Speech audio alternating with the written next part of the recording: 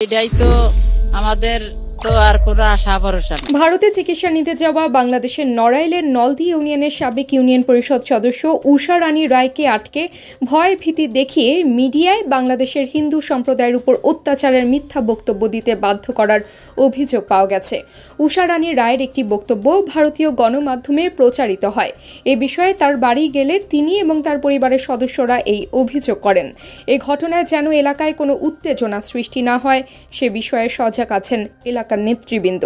বাংলাদেশের নড়াইলের বাসিন্দা উষা রানী রায় ৭১-এর যুদ্ধের ভয়াবহ অভিজ্ঞতাও তার সঙ্গে রয়েছে, কিন্তু বর্তমানে বাংলাদেশের যে পরিস্থিতি তা দেখে তিনি রীতিমতো আতঙ্কিত। তিনি এই মুহূর্তে পেট্রাপোল সীমান্ততে এসছেন এবং সেখানে আত্মীয়ের বাড়িতে যাবেন। ৭১-এর যুদ্ধ দেখেছেন, এখন পরিস্থিতি দেখছেন, কি অভিজ্ঞতা? ৭১-এর যুদ্ধ দেখছি, তখন আমার ১৫ বছর বয়স। ৭১-এর যুদ্ধ যখন হয়েছিল তখন কারুর সামনে পড়িনি যে কিভাবে হয়েছিল, কি হয়েছিল। পাকিস্তানিদেরও দেখছিলাম না, রাজাকারদেরও দেখছিলাম না। তাই এইবার দেখছি এই যে জামাত বিএমপিরা শিবিররা এইসব সামনের পথেই এইসব করতেছে। সব চাইতে এখন এই কথাগুলো তো সমস্ত তো বলা যাবে না, এই যা আছে ফিরে তো বাংলাদেশ আবার যেতে হবে। কেন বলা যাবে না? এখন এই পরিস্থিতির পরে আমরা আসি যা, তা আমাদের মনে হয় না যে আমরা কোথায় যাব, কি করব, না আমাদের ওই দেশেতেই জীবন শেষ হবে, তা আমরা বুঝতে পারিনি। তার কারণ আমরা ভারতে যখন আসিনি, ইন্ডিয়াতে যখন আসিনি, তখন আমাদের এইখানে জায়গা জমি নাই, কোনো কিছু নাই। বাড়িঘর যা আছে ছোটখাটো ব্যবসা বাণিজ্য করি, দুটো ছেলে মেয়ে নিয়ে খাই। তা এখন শিবির বিএমপিরা যা করতেছে না, এই আমাদের আলো এই মিছিল করার জন্য তো আরো বেশি ওরা খেপে গেছে। সোনার দোকান টুকান, এই যে বড় বড় দোকান টুকান আছে, মাগুরা টাগুরা দিয়ে এইসব দোকান খুলতে পারতেছে না, লুটপাট তো করে নিয়ে গেছে। আরো চান্দা ধরিছে তাদের মাগুরায়, যে আপনার মাগুরায় এক পাড়াতে ৫ লাখ টাকা দিয়ে সে লুটপাট বন্ধ করেছে। টাকা দিয়ে থাকতে আছে। নড়াইলের লোহাগড়া উপজেলার নলদি ইউনিয়নের জনসাধারণের একটি বড় অংশ হিন্দু ধর্মাবলম্বী। দীর্ঘদিন যাবৎ হিন্দু এবং মুসলমান সম্প্রদায়ের লোকজন মিলেমিশে শান্তিতে বসবাস করে আসছেন। বিগত শারদীয় দুর্গোৎসবের সময় হিন্দু সম্প্রদায়ের লোকেরা অত্যন্ত সৌহার্দ্যপূর্ণ পরিবেশে পূজা উদযাপন করেন। এ সময় জামায়াতে ইসলাম, বিএনপি সহ বিভিন্ন রাজনৈতিক নেতাকর্মীদের অত্যন্ত আন্তরিক পরিবেশে তাদের পাশে ছিলেন। কদিন আগেই নলদি ইউনিয়নের সাবেক সদস্য চাকুলিয়া গ্রামের উষা রানী চিকিৎসার জন্য ভারতে যান। এরপর ভারতীয় মিডিয়ার তার একটি বক্তব্য ছড়িয়ে পড়ে।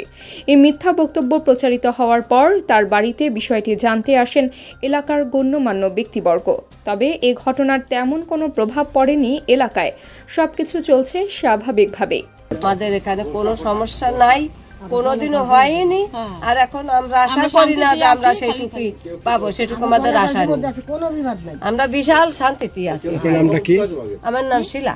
এ সময় তার স্বজনরা অভিযোগ করেন, চিকিৎসার জন্য ভারত যাওয়ার সময় ভারতীয় সীমান্ত অতিক্রম করার দীর্ঘ ৪ ঘন্টা আটকে রেখে তাকে জোর করে বাংলাদেশ সম্পর্কে মিথ্যা কথা বলতে বাধ্য করা হয়েছে। বলেন তো,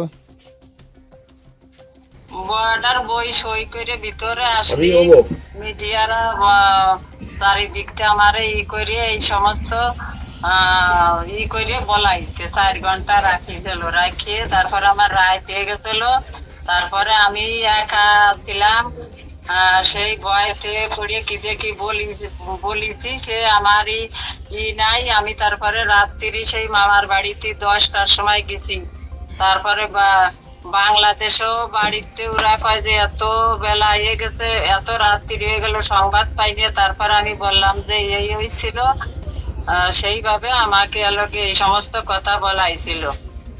এখন আমি তো ভয়তে পড়ে, আমার তো ওইখানে ভয়তে পড়ে এইসব কথা বলতে হয়েছিল।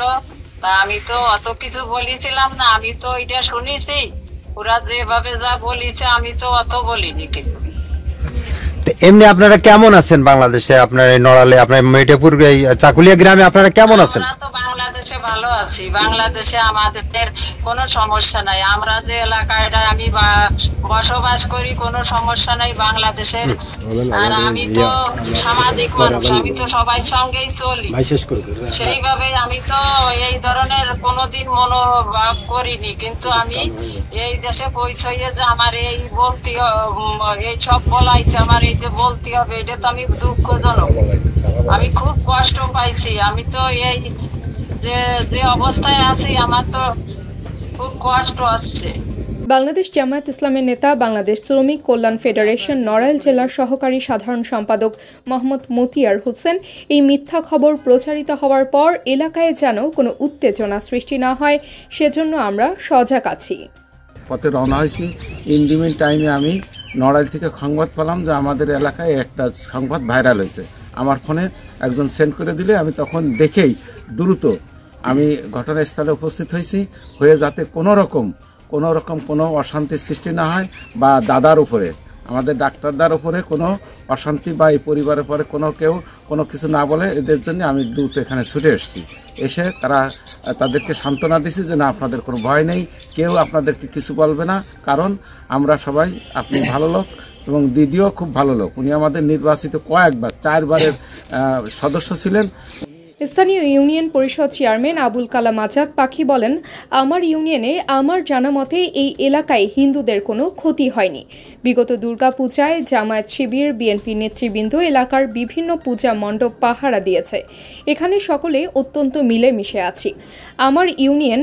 আমার ইউনিয়ন পরিষদের সাবেক সদস্য উষা রানী রায়কে ভারতে জোর করে মিথ্যা বক্তব্য দিতে বাধ্য করা হয়েছে। 6 বার নির্বাচিত চেয়ারম্যান, 6 টার্ম। আর উষা আমার সাথে 2 বছর 2 টার্ম মেম্বার ছিল। সকালে এই কথাটা শোনার পর আমি কষ্ট পাইছি। উষা বাড়িতে ছুটে আসছি, আইসে এখানে তার সাথে আমার কথা হয়েছে। আর এখানে গত পুজোয় আমি দেখছি যে বিএনপি, জামাত, শিবির, জামাতের আমির, বিএনপির থানা পর্যায়ের নেতাগোতা, জেলা পর্যায়ের নেতাগোতা সমস্ত লোকজন এই পুজো মণ্ডপ আসছে, পাহারা দিচ্ছে, ঘুরছে। এখানকার লোকজনও ঘুরছে।